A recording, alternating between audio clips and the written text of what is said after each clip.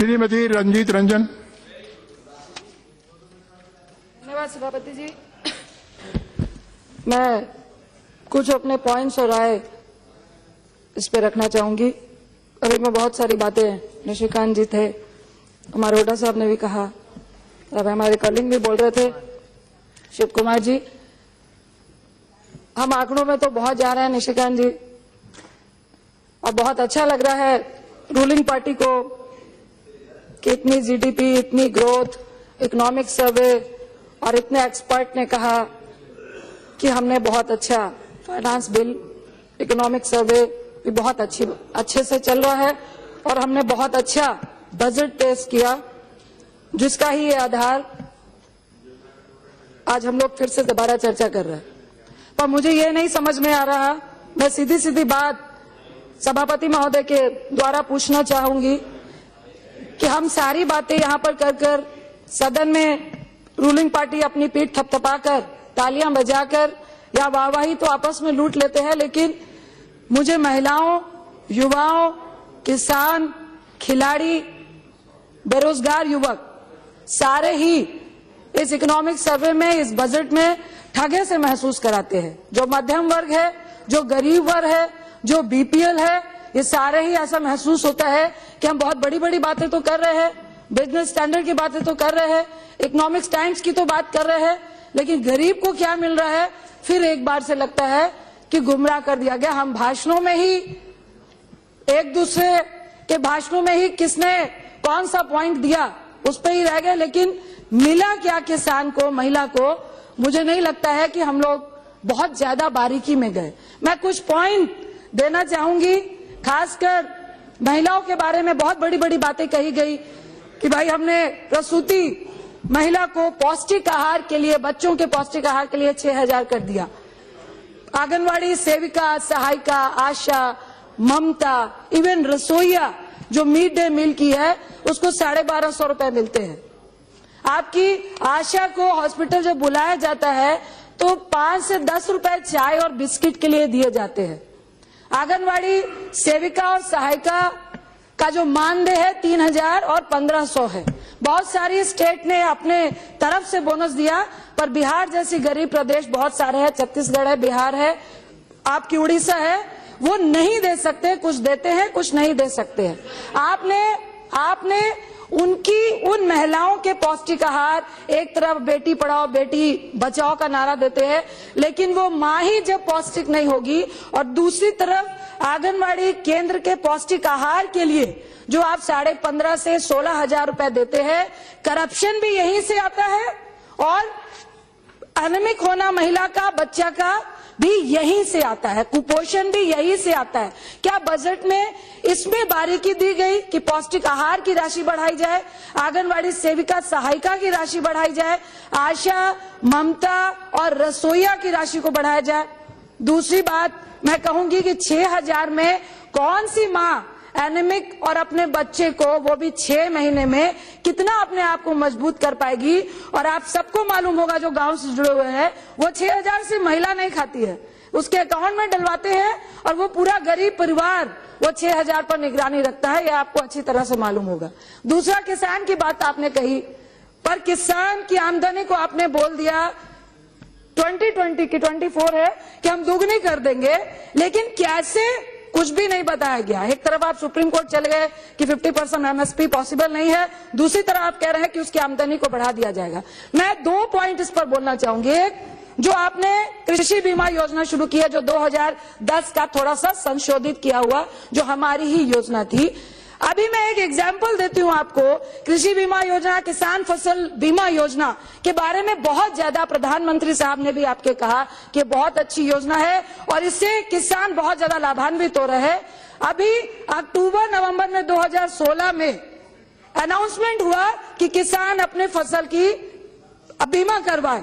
बिहार में मैं अपनी डिस्ट्रिक्ट का एक एग्जांपल देती हूँ कि 15 दिन की सिर्फ मोहलत दी गई और उसमें मात्र 2700 किसानों ने फसल बीमा योजना करा पाए। फिर 15 दिन की एक्सटेंशन दी गई और उसमें वो मात्र 2700 ने कराया, जो सिर्फ केसीसी लोन ही है। आपने उसमें संशोधित किया, केसीसी लोन ही और दूसरे लोग भी कर सकेंगे और पर हेक्टर आपने 40,000 अगर 100% की क्षति होगी। मैं आपसे कहती हूं कि आपने बजट दे दिया, पैसा दे दिया, लेकिन क्या इस बारीकी को देखा कि आखिर फसल बीमा योजना क्यों नहीं सक्सेस हो रही थी? आपके 3 महीने लगते हैं फसल बीमा की राशि किसान तक पहुंचने के लिए, उसके बाद जांच होती है, 100% का तो होता नहीं है, 75 और 50% अगर मिलती है तो उसका जो उपज और जो मैन पावर लगती है और जो उसका मुनाफा है वो भी नहीं मिल पाता है, और 3 महीने में उसका जो मुनाफा छोड़िए लागत का भी 50% नहीं आता है। तो क्या इसमें ये बारीकी रखी जाएगी कि इमीडिएट उसको फसल बीमा मिले? दूसरा, आप केवीके के बारे में आपने प्राइज को, पुरस्कार को, वैज्ञानिकों के बारे में कहा, लेकिन केवीके बढ़ाना चाहिए। आप उसमें बजट बढ़ाएं कि केवीके हर डिस्ट्रिक्ट में कम से कम 2 होने चाहिए, इंफ्रास्ट्रक्चर बढ़ना चाहिए। जो बीज की डिमांड किसानों के पास है उससे बहुत कम बीज वो किसानों को दे पाते हैं। उनके पास वैज्ञानिकों की बहुत ज्यादा कमी है, उनके पास पैसों की कमी है, और जो किसान सलाहकार होते हैं वो सिर्फ किसानों को सब्सिडी ही बताते हैं।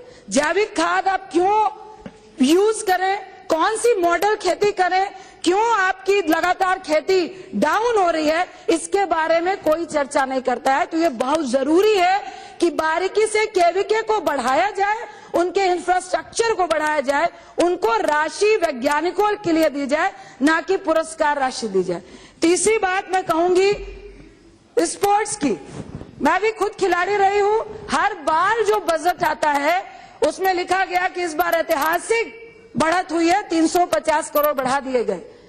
पिछली बार 1350 था, इस बार 19,900 कुछ कर दिया गया। मैं भी खिलाड़ी हूं, मेरे बच्चे भी खिलाड़ी हैं, और बहुत सारे ऐसे खिलाड़ियों को देखती हूं। मैं नॉलेज में लेके आना चाहूंगी कि यहाँ पर बास्केटबॉल हो, वॉलीबॉल हो, हॉकी हो, एक्सेप्ट क्रिकेट को अगर छोड़ दे तो यहाँ पर इतनी करप्शन है। आप खेलो इंडिया लेकर आए, हमारे बच्चे भी खेलने के लिए गए, 51,000 उसमें प्राइज मनी सरकार के तरफ से दी गई। हर बच्चा हम लोग की तरह नहीं है, उनको इमीडिएट पैसे की जरूरत होती है। अब मई में उनको पैसे मिलेंगे, तो आपने सिर्फ अपना फर्ज निभा दिया, पैसे दे दिए, लेकिन वो पैसा खिलाड़ी तक इमीडिएट कैसे पहुंचेगा, तभी उस खिलाड़ी को फायदा होगा। इसकी सोच भी सरकार को रखनी बहुत जरूरी है। बास्केटबॉल नेशनल कैंप लगा होता है, 3 घंटे प्रैक्टिस करा के, इवन वॉलीबॉल का, तो उसके बाद पौष्टिक आहार क्या दिया जाता है बच्चों को? कुरकुरे, फ्रूटी। तो क्या ये हमारी सोच है? क्या इतना कॉमन सेंस कोच नहीं लगाते हैं कि उनको पौष्टिक आहार के रूप में पार्ले, बिस्कुट, कुरकुरे और फ्रूटी चाहिए, या किस तरह का फ्रूट चाहिए? तो ये बारीकी बहुत जरूरी है। दूसरा, स्पोर्ट्स में प्राइज मनी को डायरेक्ट बच्चे को बढ़वाना बहुत जरूरी है। वो जो भत्ता होता है, जो आप ग्रामीण खेल क्रीड़ा कराते हैं, उसमें बहुत मिनिमम भत्ता है, उसमें बजट को बढ़वाइए। क्रिकेट के अलावा जो हमारे नेशनल गेम है, प्लेयर को यह सिक्योरिटी होनी चाहिए कि अगर हम इंटरनेशनल ना भी खेले, अगर हम नेशनल भी खेल रहे हैं, तो हमारे पास इतने पैसे आ सकते हैं कि प्लीज मेरा 5 मिनट और लगेगा, 5 मिनट प्लीज 5 मिनट। कितने पैसे आ सकते हैं कि पेरेंट्स इतने आश्वस्त रहे कि नहीं, हमारा बच्चा 2 रुपए कमा कर रहा है। इसके साथ मैं एमपी लैट्स की बात करूंगी, जो मैंने जीरो आवर में भी कहा। बजट में बहुत उम्मीद थी कि आप एमपी लैट्स को बढ़ाएंगे।